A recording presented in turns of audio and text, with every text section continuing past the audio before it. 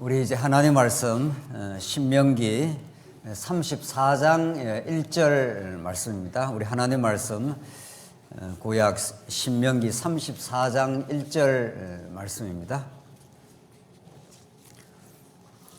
찾으신 줄 알고 봉독 드리겠습니다. 신명기 34장 1절 말씀입니다.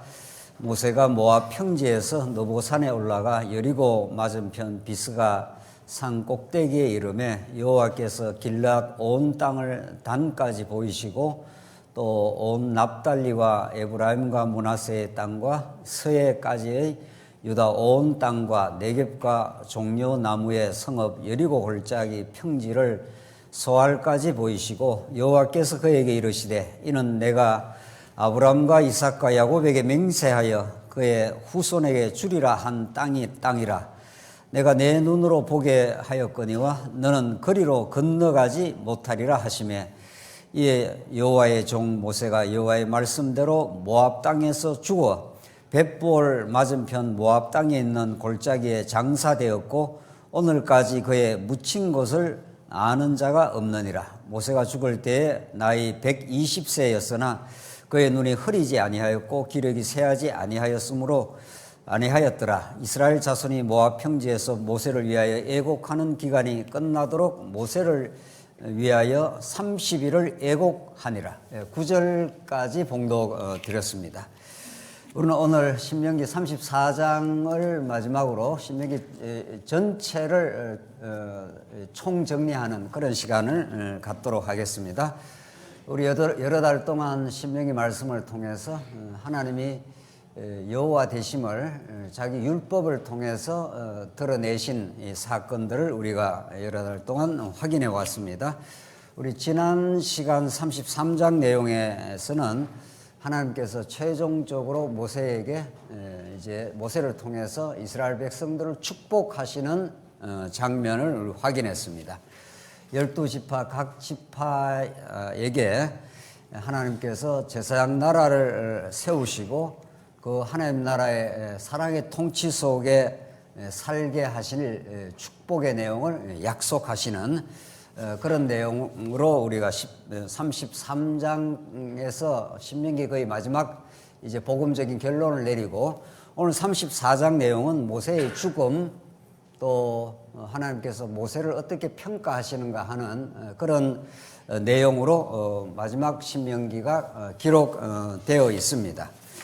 오늘 우리 신명기 모세의 죽음에 담겨있는 그 복음적 의미, 하나님께서 모세를 사용하셔서 이스라엘 백성들을 아브라함과 약속한 그 약속을 이루어 가시는 과정에 400년 종살이를 하나님께서 시키시고 그들을 유월절 어린 양을 통해서 건져내셔서 그 나라를 제사장 나라, 그 타락했던 400년 종살이했던 백성들을 거룩한 백성으로 만들어 주실 그 여호와 하나님, 그 하나님에 대해서 이제 가르쳐 주신 그 내용을 총 정리하도록 그렇게 하겠습니다.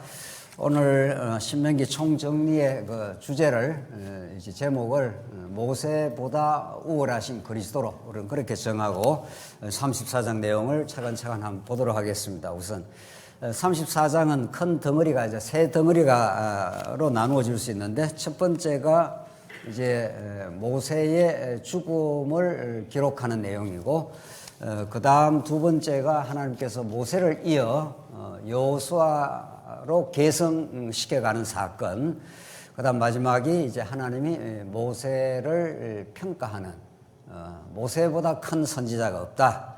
하나님께서 모세를 통해서 그 바로와 그 땅에 큰 능력과 위엄을 행하게 하셨다. 뭐 이런 내용으로 내용이 전개되고 있습니다. 우선 봉독드린 34장 1절로부터 이제 8절까지 내용은 하나님께서 이제 모세를 너보산에 이제 데리고 갔습니다. 이제 그 앞에 이제 바로 가나안 땅이 이제 보이는 땅입니다. 하나님께 약속한 땅. 모세를 포함한 이스라엘 백성들이 40년 동안 꿈에도 그리는 땅입니다.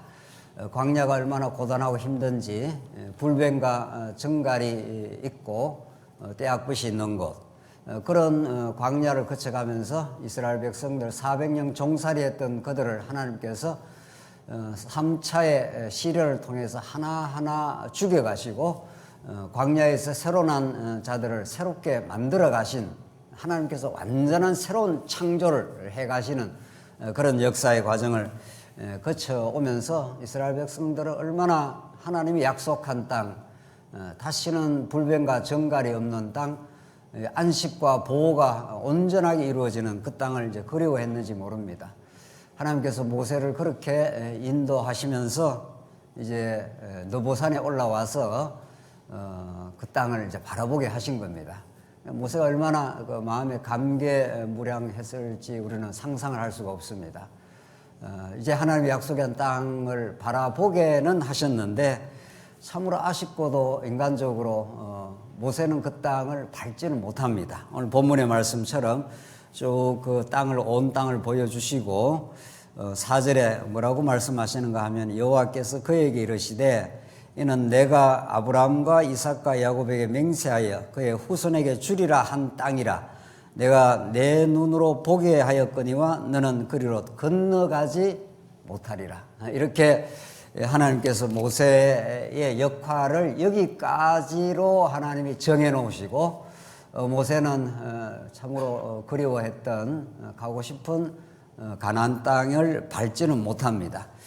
그 이유가 무엇입니까? 그것을 민수기 말씀에 모세가 가나안 땅을 보기는 바라보기는 하지만 직접 땅을 밟을 수 없는 이유를 이제 민수기 20장 보면은 여러분들 기억하시죠? 그렇게 이제 말씀을 하십니다. 왜 모세를 하나님께서 가나안 땅으로 인도하지 않겠다 이렇게 하신 그 이유는 이제 무리바 물 사건입니다. 이스라엘 백성들이 얼마나 광야에서 불평하고 원망했는지 모릅니다. 특별히 이제 물이 없으니까 하나님 앞에 이제 원망을 했습니다. 광야에서 원망을 하니까 하나님께서 모세한테 이제 반석을 명령해서 물을 내라 이렇게 모세에게 하나님께서 말씀을 하신 겁니다. 그런데 모세가 그 말씀을 순종하지 아니하고 자기가 손을 들어가고 지팡이로 이제 그 반석을 2번이나 칩니다. 하나님의 명령 그대로 순종을 하지 않았던 거죠. 모세의 불순종 사건입니다. 하나님은 이제 모세에게 이제 책망을 하시면서 너희가 모세와 아론에게 하는 말씀입니다. 너희가 나를 믿지 아니했다. 하나님은 그냥 명령만 해서 반석에서 물이 나라고 했는데 모세가 그렇게 안 한 겁니다. 이제 반석을 이제 지팡이로 2번을 친 거지요. 하나님의 명령을 어긴 겁니다. 그래서 내 거룩함을 드러내지 못했기 때문에 모세는 그 죄악, 그 실수로 말미암아 가나안 땅을 인도하지 않는다. 이렇게 하나님께서 딱 끊어서 말해버립니다. 이것이 이제 모세가 직접적으로 가나안 땅으로 들어가지 못하는 이유입니다. 더 중요한 것은 그런 사건을 포함해서 더 근본적인 이유는 이제 모세는 하나님의 거룩한 율법을 시내산에서 하나님의 뜻을 따라서 받았던 율법 수령자입니다. 그리고 오늘 본문이 이제 34장 마지막 부분에서 말씀하는 대로 율법을 받아서 이스라엘 백성들의 그 거룩한 뜻을 전달하는 이제 가장 큰 선지자입니다. 선지자 중에 선지자입니다. 그와 동시에 하나님의 뜻을 받아서 이스라엘 백성에게 그 뜻을 전달하는 선지자인 동시에 모세 역시 율법을 지키는 행위로는 천국 갈 수 없는 율법 아래 그냥 있기만 하면은 죄인으로서 천국 갈 수 없는 존재임을 동시에 가르쳐 준 겁니다. 그 이스라엘 하나님이 모세에게 명령한 그 명령을 불순종하고 하나님의 거룩하심을 드러내지 못했다. 그래서 내가 너를 가나안 땅으로 못 데려간다. 이렇게 하나님께서 끊어서 말해버렸지 않습니까? 그 말은 그 한 사건은 직접적인 사건이지만 더 중요한 것은 모세는 율법의 대표적 성격을 가지고 있고 율법의 행위로 말하면은 모세 역시도 그의 율법을 지키는 행위로 말미암은 가나안 땅 들어갈 수 없는 존재다 하는 것을 하나님께서 아담 타락 이후 모든 존재가 율법 아래에 있다면은 죄인으로 폭로될 수밖에 없고 그들의 행위로는 가나안 땅 들어갈 수 없다는 것을 이제 밝혀준 사건인 거죠. 모세가 천국 못 갔다 이렇게 할 수 없다는 거죠. 행위로는 가나안 땅 들어갈 수 없지만은 하나님의 택한 백성이고 변화산상에서 예수님 변화산상에서 모세와 이제 엘리야가 나타났지 않습니까? 그래서 그 베드로가 그 변화산상에서 내가 여기 살도록 해달라. 하나는 모세를 위하여, 하나는 엘리야를 위하여, 주를 위하여 내가 집 짓고 살겠다. 그래서 모세는 예수님 옆에 서 있는 존재, 하나님의 택한 백성이요. 율법의 행위로는 스스로 가나안 땅에 갈 수 있는 그런 의로운 자가 아니지만 죄인이지만 하나님이 그를 불러서 가나안 땅으로 인도해 주실 수 있는 존재인 거죠. 그렇게 이제 하나님께서 모세를 규정을 하신 겁니다. 4절 보시면은 여호와께서 그에게 이르시되 이는 내가 아브라함과 이삭과 야곱에게 맹세하여 그의 후손에게 주리라 한 땅 이렇게 했지 않습니까? 그러니까 모세를 통해서 하나님께서 모세 율법을 다 주시고 그 나라의 통치법으로서 율법을 주시는데 모세는 이미 이전에 하나님께서 아브라함과 이삭과 야곱에게 약속하신 맹세하신 그 땅에 하나님께서 이르게 하실 그런 존재입니다.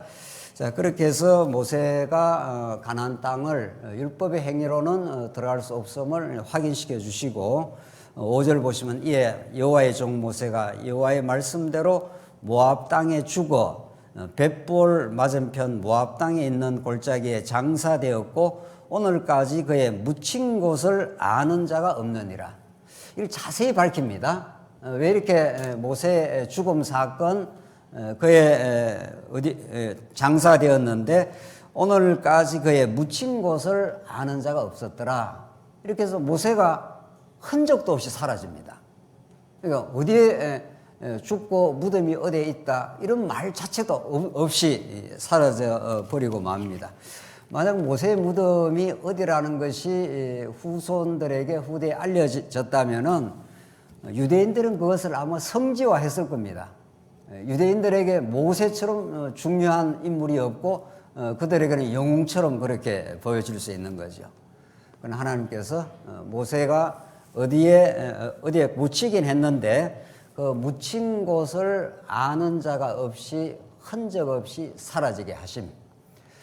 모세의 육체는 이 땅에서 어디에 묻혔는지 알 수 없이 사라지지만 그를 사랑하신 그를 영원히 경륜하시고 영원히 그를 생명을 허락하신 하나님의 주권과 영원하신 하나님의 사랑은 영원할 것을 극적으로 오히려 대비적으로 그렇게 보여주고 있습니다. 제네바에 가면 칼빈의 무덤이 있는데 뭐 무덤이 그게 진짜인지 뭐 그것도 알 길도 별로 없지만 그냥 아주 조그만한 그 칼빈이라는 이름이 새겨져 있는 그런 것이 하나 이렇게 있습니다. 반면에 로마 카톨릭 교황의 무덤은 그게 오래전 수백 년 전에 지어진 베드로 성당인데 너무 으리으리합니다. 우리 이 예배당은 뭐 로만 베드로 성당에 비하면은 너무 초라한 거죠. 그 시대에 어떻게 그렇게 으리으리하게 대리석으로 그렇게 지었는지 모릅니다. 그런 곳에 교황의 무덤이 안치되어 있습니다.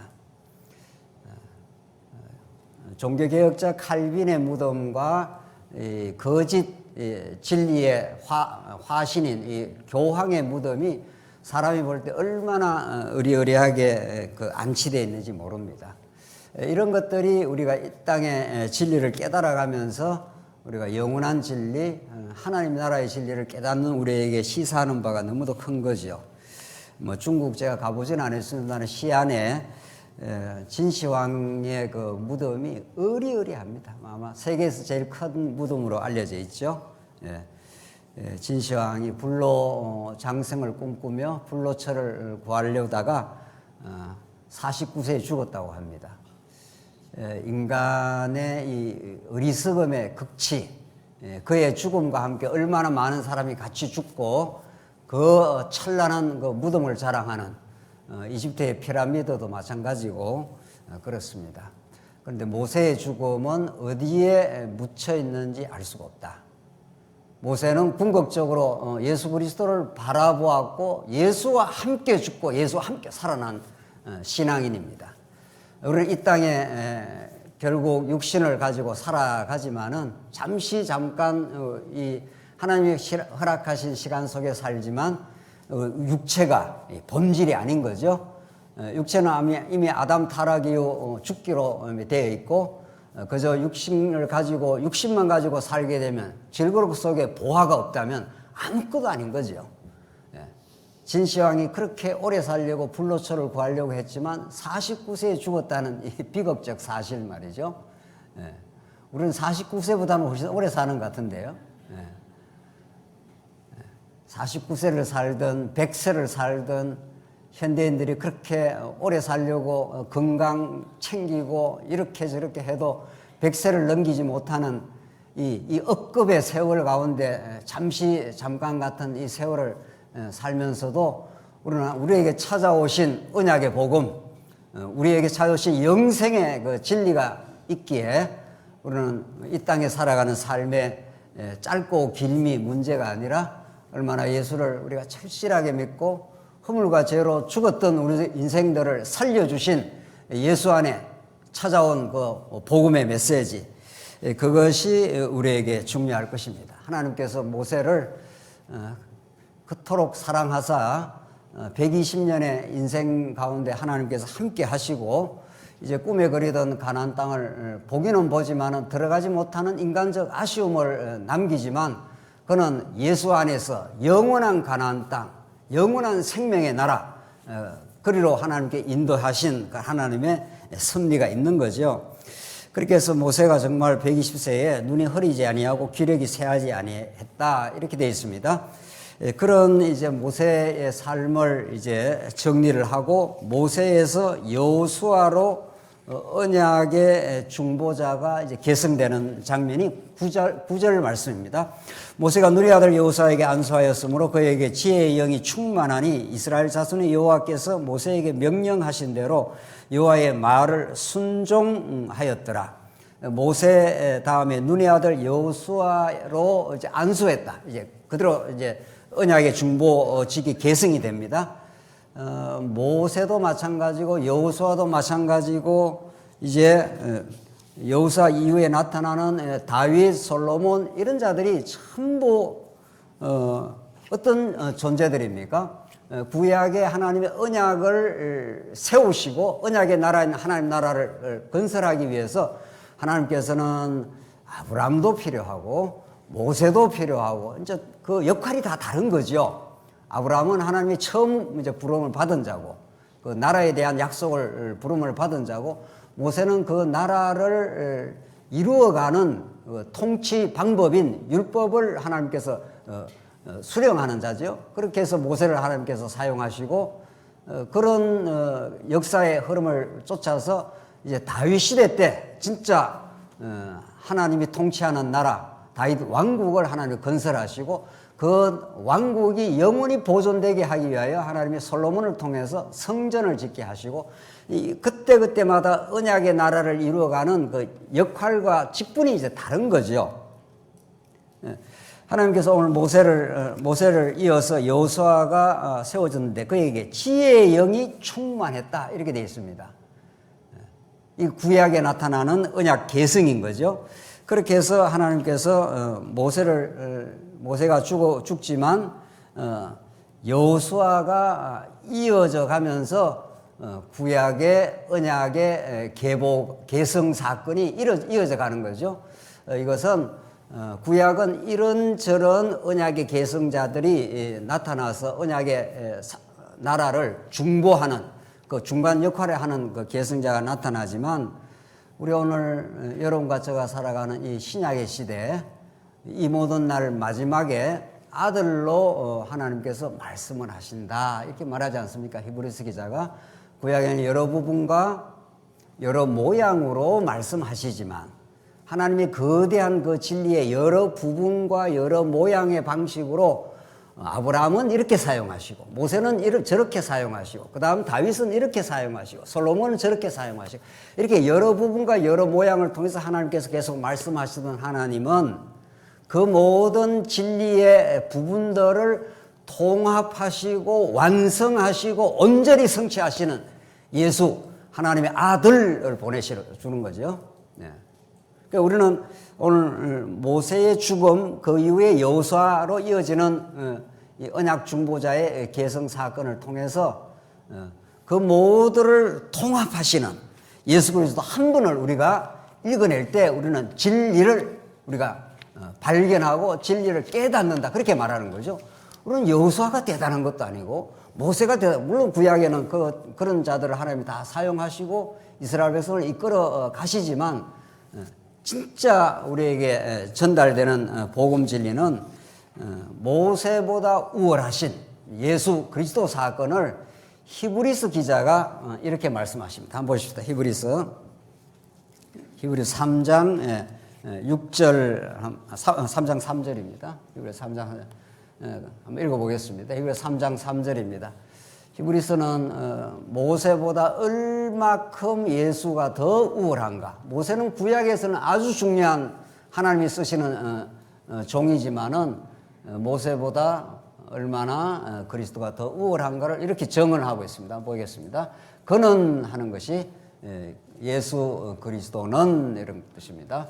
모세보다 더욱 영광을 받을 만한 것이 마치 집 지은 자가 그 집보다 더욱 존귀함 같으니라. 그 예수 그리스도는 모세는 구약의 최고의 선지자인데 하나님의 거룩한 뜻을 직접 받은 하나님과 대면한 그런 존재인데 예수 그리스도는 모세하고는 비교가 안 되는 자다, 이런 거죠. 4절을 보십시다. 집마다 지은 자가 있으니 만물을 지으신 이는 하나님이시니라. 5절입니다. 또한 모세는 장래에 말할 것을 정언하기 위하여 하나님의 온 집에서 종으로서 신실하였고, 그러니까 모세는 잠깐만요. 모세는 장래에 말할 것을 정언하기 위하여 하나님의 온 집에서 뭘로서 신실했다는 겁니까? 종으로서. 하나님의 집이 있는데 집에 종으로서, 하나님의 성전에서 종으로서 그 일을 신실하게 잘 감당했던 존재다. 하나님이 쓰신 하나님의 계시의 도구다, 이런 거죠. 그 다음 6절을 봅시다. 그리스도는, 모세와 그리스도를 대비하고 있죠. 모세는 이렇게 하면서 그리스도는, 지금 우리는 지금 신명기 모세 사건을 지금 직접적으로 읽고 있죠. 그러나 구약 전체가 여러 부분과 여러 모양으로 말씀하신 하나님이 이 모든 날 마지막에, 예수님 오시는 날이 이제 마지막 종말인데, 종말론적으로 예수가 오시는 이때는 모세로 말씀하거나 여호수아로 말씀하거나 이렇게 말씀하는 게 아니라 여러 부분과 여러 모양으로 말씀하신 하나님이 아들 그리스도로 말씀을 하겠다 하신 그 말이죠. 그러니까 오늘 구약을 쭉 읽어나가면서 그때그때 구약의 역사적 해석을 하지만은 최종적으로 복음적이고 신학적 해석을 할 때는 아들 그리스도는 도대체 어떤 분인가, 그리스도를 통해서 드러나시는 하나님이 도대체 어떤 분인가, 그걸 우리가 읽어낼 때 복음을 우리가 깨닫는다는 거죠. 3장 6절입니다. 그리스도는 하나님의 집을 맡은, 뭐라고 했습니까? 아들로서. 모세는 집의 종으로서 일했지만 그것도 참 소중한 하나님의 일꾼이지만, 이러면 그것과는 대비가 안 된다는 거죠. 아들은 하나님의 집을 맡은 아들로서, 아들은 아버지의 모든 것을 상속받는 상속자입니다. 아버지의 권한을 그대로 받습니다. 우리 아들들이 그렇지 않습니까? 아들은 아버지의 모든 권한, 모든 소유를 그냥 아무 조건 없이 주는 거죠. 자기 아들이니까. 그런 이제 우리 이 땅의 계시, 일반 계시도 그런데 하나님의 집을 맡은 아들로서 그와 같이 하셨으니 우리가 소망의 확신과 자랑을 끝까지 굳게 잡고 있으면, 이렇게 되죠. 그분이 우리의 소망이고 그분이 우리의 자랑이라는 거죠. 그게 아들 예수 그리스도입니다. 그 아들 안에 하나님의 모든 주권과 모든 상속권과 죄를 속해줄 수 있는 속죄권과 하늘 보좌에 앉아서 지금도 다스리고 있는 그분, 이런 거죠. 자, 오늘 우리 이 모세의 사건, 하나님께서 이 모세를 이어 여호수아로 이어지고, 그리고 그 모세가 도대체 어떠한 존재인가를 하나님께서 이제 가르쳐 주시는 내용을 다시 한번 여기 10절에 한번 읽겠습니다. 그 후에는 이스라엘의 모세와 같은 선지자가 일어나지 못하였으니, 모세가 최고 큰 선지자라는 거죠. 구약에서 모세는 여호와께서 대면하여 아시던 자요, 여호와께서 그를 애굽 땅에 보내사 바로와 그의 모든 신하와 그의 온 땅의 모든 이적과 기사와 모든 큰 권능을 행하게 하시며, 그러니까 모세가 대단해서 그 일을 한 건 아니고 하나님, 모세가 쓰시는 하나님의 도구인데, 그렇죠? 하나님께서 모세를 들어서 하나님의 모든 권능과 위엄을 행하게 하시며 온 이스라엘의 목전에서 그것을 행한 자였더라. 그래서 신명기는 모세를 가장 큰 선지자로, 가장 큰 구약 언약 사건에, 언약 성취의 사건에 가장 중요한 인물로서 지금 부각을 시키고 있는 거 아닙니까? 모세를. 그렇게 하나님께서 평가를 하시는데, 오늘 우리가 조금 전에 읽었던 이 히브리서 말씀에 따르면 그 그리스도는 모세보다 더욱 영광을 받을 만한 것이 있어서 집 지은 자가 집보다 더욱 존귀함이라. 집보다도 집을 지은 사람이 더 존귀하지 않겠는가? 모세는 그 집에서 신실한 종으로 일했지만은 아들 예수 그리스도는 집 맡은 자의 아들로서 아들의 모든 소유권과 모든 주관권을 다 가지고 있는 그런 존재로서 예수 그리스도가 그 아들로서 우리에게 드러나는 존재다. 이렇게 지금 히브리서 기자가 이 신명기에 나타난, 신명기에 길게 설명한 모세의 역할, 모세의 그 중요한 선지자적 역할, 하나님의 뜻을 받아가지고 이스라엘 백성 나라를 이렇게 내가 통치를 해 가겠다 하는 하나님의 뜻을 전달해 준 가장 중요한 구약의 대표적인 인물 중에 인물인데, 그보다도 더 우월하다는 거죠. 이러니 이 땅에 어떤 존재가 예수 그리스도와 비할 바 있겠느냐는 거죠. 이 땅에 어떤 존재가 모세처럼 큰 선지자도 예수 그리스도에 비하면 종과 아들의 신분처럼 이렇게 대비가 되는데, 어떤 존재자가 이 세상에 무엇이 그 아들 예수 그리스도와 비할 수 있느냐는 것을 지금 설명하고 있는 거죠. 이제 모세의 인생이 이렇게 모압 땅에서 죽음으로 끝납니다. 그러나 시편 90편을 오늘 우리가 잠시 한번 읽어보겠는데, 모세의 그 인생 120년에 지나온 역사, 그 시간은 도대체 무엇을 모세가 터득하고 깨달았는가?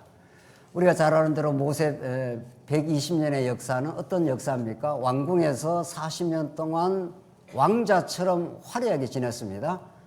그러나 그가 자기 의에 근거해서 바로의 군사를 하나 죽이는 살인자로 낙인이 찍히고 도망하게 됩니다. 40년 동안 모세의 인생은 잊혀진 광야의 세월이었습니다. 그러다가 하나님께서 부름을 받는 거죠. 모세가 잘나고 똑똑할 때 하나님 부름 받지 않습니다. 결코 왕국에서 잘나가고 호화롭게 그렇게 살았을 때 하나님 부르신 게 아니라 모세를 가장 낮고 낮은 자리에, 살인자로서의 가장 죄악된 존재의 그 자리에 하나님 찾아오시고 모세를 불러내시는 거죠. 그래야 모세를 통해서 오롯하게 하나님의 영광과 은혜만을 드러내시려고 하나님 그렇게 하신 거죠. 그래서 40년 동안 백성들과 동고동락하고 하나님의 통치와 인도하심을 받고 이스라엘 백성들을 인도하고 드디어 모압 땅에까지 와서 모압 땅에서 느보산에서 가나안 땅을 바라보고 그 약속의 땅을 약속받고 이제 모세가 죽습니다. 그 120년 동안 파란만장했던 모세의 인생, 왕궁의 왕자로 살았다가 추락해서 살인자의 낙인이 찍히고 40년 동안 미디안 광야에서 잊혀진 세월처럼 살았던 모세, 그리고 하나님께서 80세의 부름을 받아서 40년 동안 하나님의 통치 속에, 인도 속에, 하나님의 보호 속에 살았던 인생, 그 모세의 120년 인생은 모든 언약 백성들의 인생을 압축하고 축약하고 있는 거죠. 여러분과 제 인생을 우리 오르락내리락 하는 거죠. 조금 뭐가 좀 형통했다가도 하나님께서 우리를 부르시는 그 자리가 형통하고 잘 나가는 자리가 아니라 우리가 어떤 존재임을 모세로 말하면은 한 사람을 때려 죽이는 살인자로서 그렇게 낮추시고 그곳에서 불러내신 하나님 말이죠. 그렇게 하나님께서 모세를 인도하고 하나님의 영광을 드러내신 거죠. 그 120년의 인생은 모든 인생이 겪는 높아짐과 낮아짐, 시련과 보호, 이 모든 것을 거쳐서 10편, 90편은 모세가 이렇게 자기 인생을 돌아보면서 노래 부르고 있습니다. 한번 보십시오. 10편 90편 1절입니다. 주여, 주는 대대 우리가 주는 대대 우리의 거처가 되셨나이다. 자기가 왕궁에 있을 때든 광야 40년 잊혀진 세월에 있던 광야 40년을 이스라엘 백성들과 함께 걸어갔던 그 모든 것들 속에 주님이 우리의 거처가 되셨나이다. 주님이 우리와 동행하시고 언약대로 언제나 함께 하시고 우리를 지나온 세월도 그렇게 하나님께서 함께 하셨나이다. 이렇게 10편 90편 모세의 기도가 시작이 됩니다. 산이 생기기 전 땅과 세계도 주께서 조성하시기 전 곧 영원부터 영원까지 주는 하나님이시니다. 이 세상 만사가 만물이 산이 생기기 전 땅과 세계도 주께서 조성하시기 전 이런 말이죠. 이 우주 만물이 조성되기 전 주님은 영원에서 영원까지 하나님이십니다. 이게 모세가 짧은 그 120년 영원에 비하면은 아무것도 아닌 그 세월 그 속에서 깨달은 영원한 진리입니다. 모세의 인생은 결국 이것을 깨닫게 하기 위해서 이 파란 곡절 많은 세상을 인도하신 거죠. 3절입니다. 주께서 사람을 티끌로 돌아가게 하시고 말씀하시기를 너희 인생들은 돌아가라 하셨사오니. 이 모세가 언제 이 시편을 기록했는지 정확한 시점을 우리 알 수 없지만 모세의 인생에 많은 것을 겪고 아마 후반기에 기록될 가능성이 많겠죠. 사람들을 티끌로 돌아가라 하면은 우리 존재가 없는 것처럼 티끌로 돌아간다는 거죠. 모세의 무덤이 어디에 있는지 모른다는 거 아니에요. 아무도. 하나님께서 모세의 120년 인생을 통해서 깨달은 진리 하나는 자기 인생이 그 육체의 자기 인생이 영원하지 않고 그저 하나님이 우리의 거처가 되주셔서 그 속에 우리가 살았을 뿐이고 주는 영원부터 영원까지 존재하시는 그 사랑의 하나님이다. 그 하나를 깨달은 거죠. 그리고 오늘 4절 보시면 주의 목전에는 이래 돼. 주님이 보실 때는 목전이라는 게 눈앞에 이렇게 보실 때는 천년이 얼마나 긴 세월입니까? 천년은 성경에서 천년은 장구한 세계를 상징합니다. 천년이 지나간 뭐라고요? 어제 같으며 천년이라는 길고 긴 장구한 세월이 지나간 어제 같다는 거예요. 여러분과 제가 50년을 살든 60년을 살든 지금 70년을 살든 잠깐 돌아보면 살아왔던 60년 세월이 어떻습니까? 지나간 뭐죠? 어제 같은 거죠. 잠깐 동안 왔어요. 이렇게 지나갈 때는 굉장히 세월이 긴 것 같은데 60년이 살든 80년을 살든 지나고 나면 잠깐이. 그래서 지금 모세가 그렇게 노래 부르고 있습니다. 주의 목전에는 천년이 지나간 어제 같으며 밤에 뭐라고요? 한 순간 같을 뿐입니다. 모세가 이걸 터득을 했어요. 모세 기나긴 파란 곡절 많은 그 세월 속에 하나님만이 영원하시고 우리 존재자는 그 하나님의 살아계심과 영원한 그 사랑 하나를 깨닫게 하기 위해서 120년의 인생이 하나님께서 지나오게 하셨습니다. 라고 그렇게 지금 모세가 오늘 모세의 죽음, 모세의 이 시편 90편의 이 영원한 노래 이런 것을 하나님께서 만들어내시려고 하나님이 모세의 인생을 그렇게 이끌어 오셨다는 겁니다. 처음이요 마지막이요 알파요 오메가이시고 우리의 삶과 죽음 전체를 영원 안에서 이미 작정하고 이미 딱 결론 내놨습니다. 우리 인생은 어떻게 하도록? 모세처럼 영원히 그 하나님의 은혜와 사랑 속에 영원히 우리가 살게 될 그 나라를 소망하며 이 땅을 하나님의 은혜와 보호 속에 살았을 뿐입니다. 우리가 이 땅에 뭐 이루어 놓고 우리가 이 땅에 뭘 해놓고 뭘 성취하는 이 모든 것들이 티끌처럼 하나님께 돌아가라 하면 다 없어진다는 겁니다.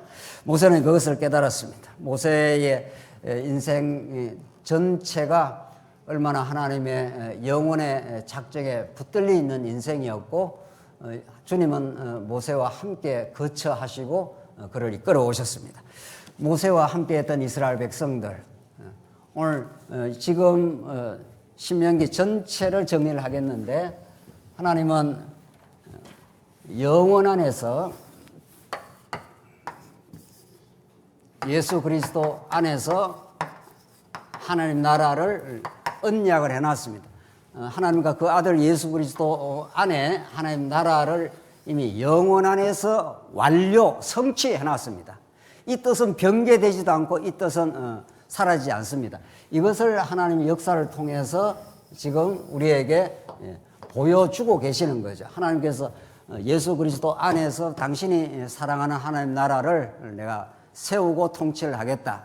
이걸 통해서 나는 여호와 하나님이야. 나는 너의 아버지야. 너는 내게 내 백성이 되고 나는 너에게 하나님이 돼.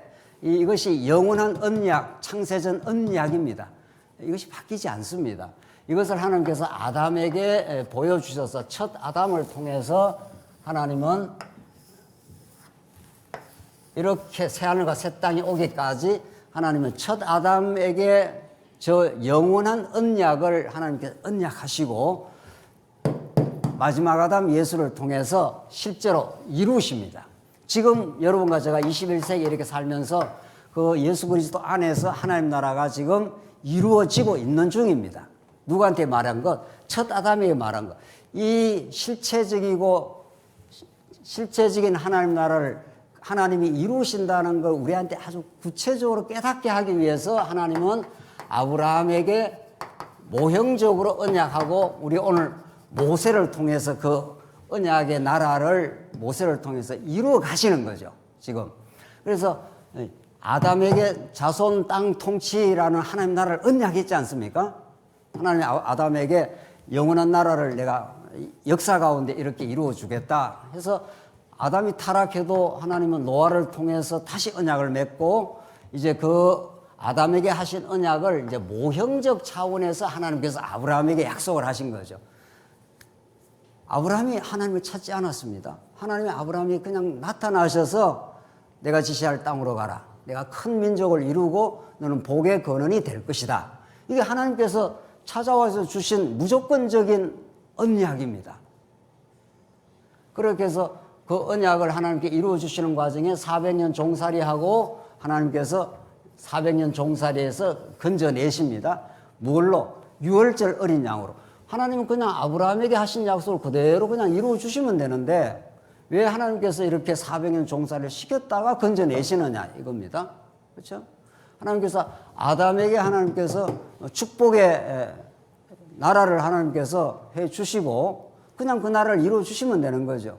그러면 그 나라가 얼마나 하나님의 능력으로 하나님의 은혜로 세워진 나라임을 깨닫지를 못합니다. 피조 인간은 상대적 인식 구조를 가지고 있어서 이 빛의 고마움은 어둠을 경험해야 알지 않습니까? 그러니까 하나님은 이 나라가 얼마나 생명이 무궁한 나라임을 알게 하기 위해서는 선악과를 만들어 놓아서 먹고 어떻게 됩니까?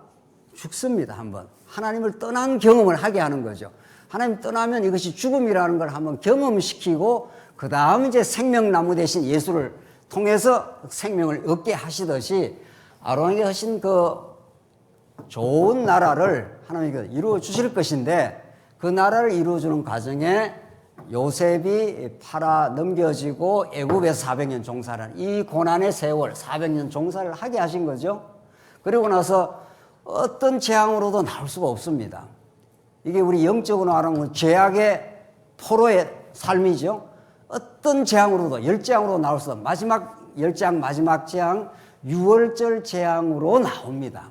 유월절 피값으로만 나옵니다. 여러분과 제가 유월절 피값을 통해서 십자가 피값을 통해서 하나님 아들이 된 거죠. 그렇게 해서 나와서 400년 종살이 했기 때문에 스스로는 스스로의 힘으로 하나님 나라를 건설할 수가 없습니다. 의와 평강과 희락의 나라, 하나님을 사랑하고 이웃을 내 몸처럼 사랑하는 그런 나라를 인간의 죄악된 존재로 스스로 만들어낼 수가 없습니다. 우리 교회 안에 들어와도 마찬가지입니다. 하나님이 성령으로 붙들어 주시고 진리를 깨닫게 한 만큼 우리는 은혜의 감격이 있고 그만큼 이웃을 사랑하게 됩니다. 그러나 우리 육체를 입어서 우리 교회 안에도 얼마나 불완전한 요소가 얼마나 많습니까? 하나님께서 그걸 남겨주신 겁니다. 우리 힘으로 안 된다는 걸 깨닫게 하고 예수를 의지하게 하고 예수의 십자가만을 바라보게 하는 그런 과정을 하나님 거치게 하시면서 하나님이 모세에게 너는 내 사랑하는 제사장 나라를 내가 만들어주겠다. 거룩한 백성을 내가 만들어주겠다. 이전에는 내가 전능자로 나타났지만은 이제는 내가 너희에게 여호와임을 내가 드러내어서 내가 이런 율법을 통해서 제사장 나라 거룩한 백성을 내가 만들어 주시겠다 하고 모세가 약속을 한 겁니다. 이게 모세 율법입니다. 이게 율법 이제 언약입니다. 이게 하나님이 율법을 통해서 너희들의 죄가 다 드러난다. 광야에서 얼마나 드러나는지 모릅니다. 이스라엘 백성들 가는 곳마다 불평하죠. 가는 곳마다 원망하죠. 물이 없다고 짜증 부려. 음식이 맛이 안 맞다고 우리는 애굽으로 돌아갈 거야. 이게 이스라엘 백성들의 존재 방식입니다. 그러나 하나님께서 그들의 죄악에도 불구하고 하나님이 약속한 대로 아브라함에게 약속하고 모세한테 내가 제사장 나라 너희를 만들어 주겠다. 이렇게 약속했습니다. 그 약속대로 그들을 성막으로 데리고 와서 양을 한 마리 죽여서 그 죄를 대속해 주심으로 하나님이 성막에서 이스라엘 백성을 만나 주십니다. 그래서 그를 죄 없다고 또 해주고 그들을 나는 내 사랑하는 거룩한 백성이라 이렇게 그들에게 정체성을 주시고 그 정체성을 그대로 이루어줍니다. 한 번도 그 약속이 변개되지 않습니다. 그렇게 해서 모압 땅까지 이렇게 데리고 온 겁니다. 곧 가나안 땅 들어간다. 너희들 그 들어갔을 때 너희의 능력으로 들어왔다고 생각하지 마. 너희가 여기 들어가서 좋은 거 먹고 좋은 집 짓고 잘 살 때 우리가 능력이 있어서 이래 왔다고 하지 마. 이게 신명기에서 8장, 9장 계속해서 나오는 말씀들입니다. 너희들 들어갔을 때 너희들의 의로 이 땅에 들어왔다고 하지 마. 그러면 너희들은 불행해져. 우리는 광야에서 이렇게 범죄하고 또 범죄하고 또 원망하고 하나님을 떠난 백성이지만 이런 말이죠.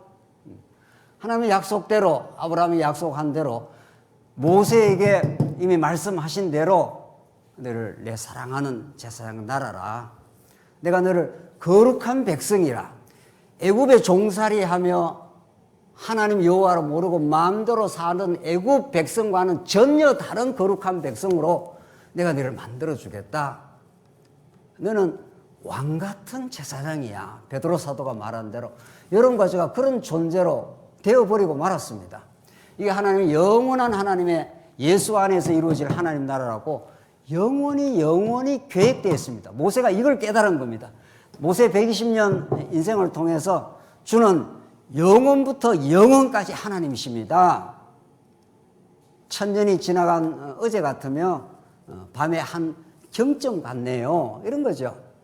이렇게 하나님께서는 모세를 이 이스라엘 백성과 함께 했던 지나온 40년 이 삶이 영원을 깨닫게 하는 그런 모세의 그 깨달음은 장차 오실 모세보다 더 우월하신 하나님의 아들 예수 그리스도 안에서 하나님 나라를 통치하시고 새하늘과 새 땅에서 영원히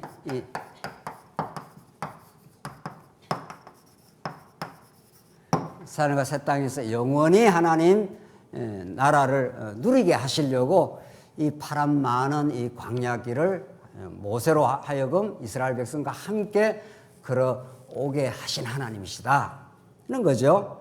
그게 오늘 34장 12절 마지막에 모든 큰 권능과 위엄을 행하게 하시고 온 이스라엘의 목전에서 그것을 행한 자였더라.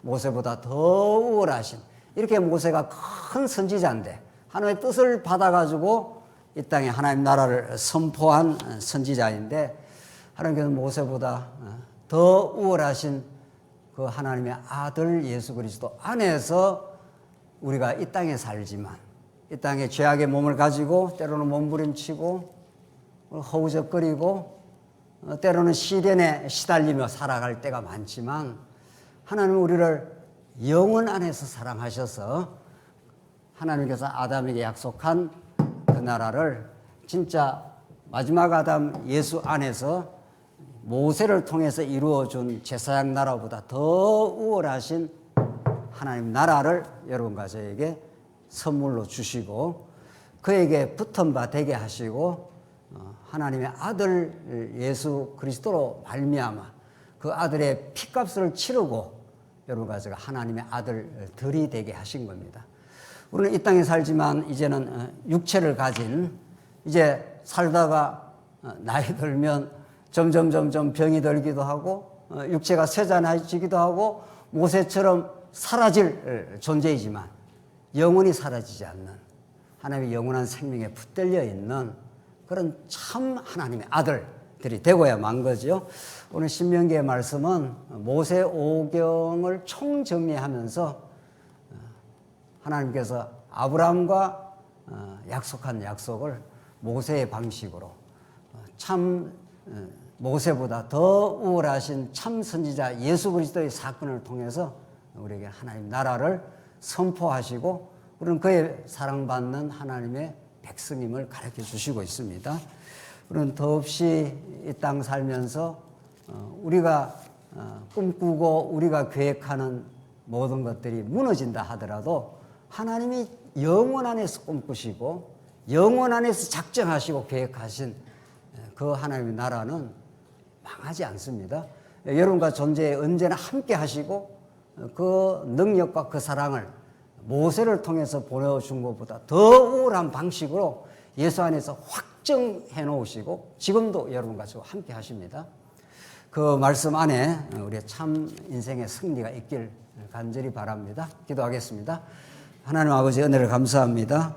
오늘 신명기 말씀을 우리가 마무리하면서 모세보다 우월하신 예수 그리스도 안에 우리의 인생이 이미 계획되어 있었고 그 계획이 한치 착오 없이 우리 인생 속에 진행되어 왔고 예수 안에서 이루어진 하나님 나라 속에 있게 하심을 참으로 감사합니다. 우리가 지난날 얼마나 허무하고 어리석은 삶을 많이 살아왔으나 하나님께서 그 모든 것을 죄 없다 해주시고 하나님의 아들로 명해 주시고 그 아들 나라 속에 존재케 하심을 참으로 감사합니다.